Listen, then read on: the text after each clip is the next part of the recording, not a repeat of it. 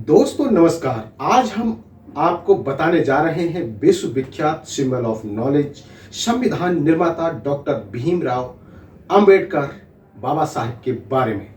विश्व के श्रेष्ठ स्कॉलरों में एक थे बाबा साहब डॉक्टर भीमराव अंबेडकर। डॉक्टर भीमराव रामजी अंबेडकर ने साल 1913 से 1916 तक का समय न्यूयॉर्क अमेरिका में कोलंबिया यूनिवर्सिटी में बिताया था।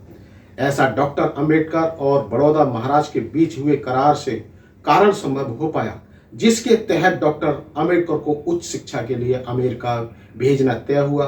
20वीं शताब्दी में डॉक्टर अंबेडकर प्रथम श्रेणी के राजनेताओं में से एक पहले व्यक्ति थे जिन्होंने अमेरिका जाकर उच्च शिक्षा प्राप्त की।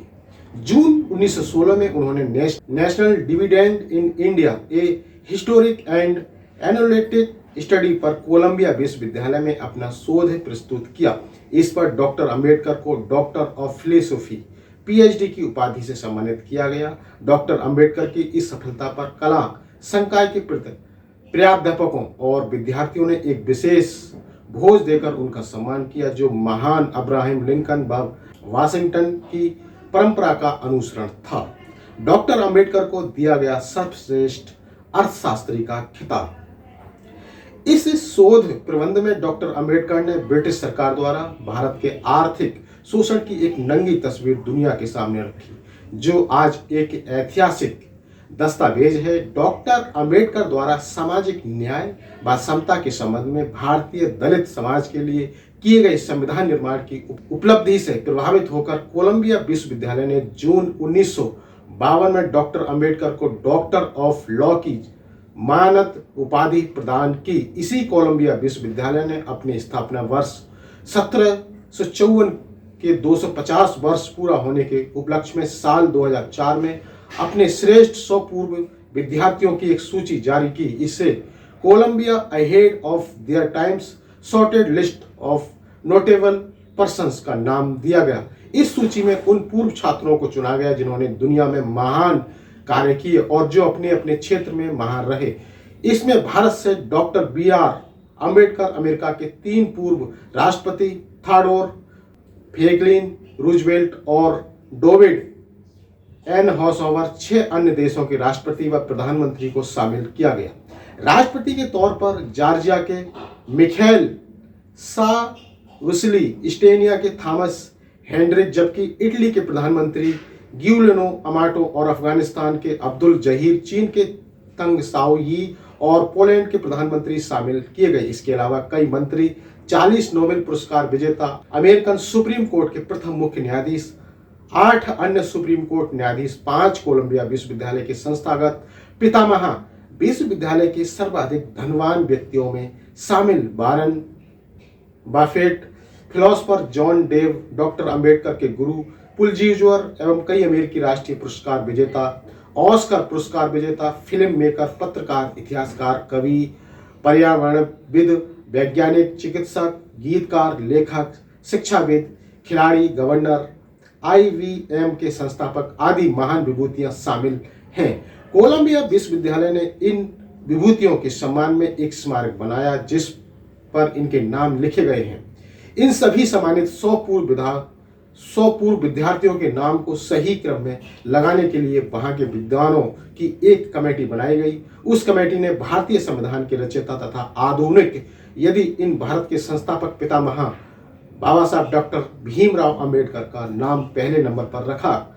इस स्मारक का अनावरण नवंबर 2011 में अमेरिकी राष्ट्रपति बराक ओबामा ने किया।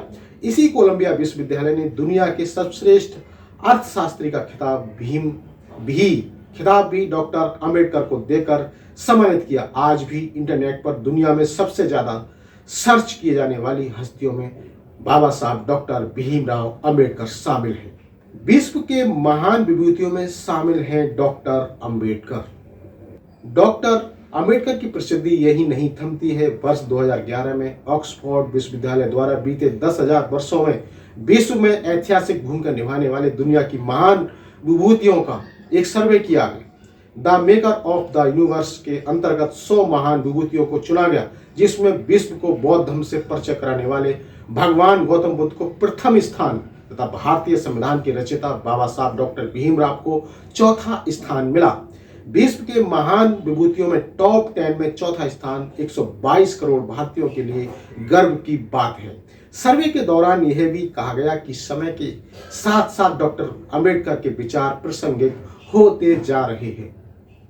ग्रेटेस्ट इंडियन बने डॉक्टर भीमराव अंबेडकर।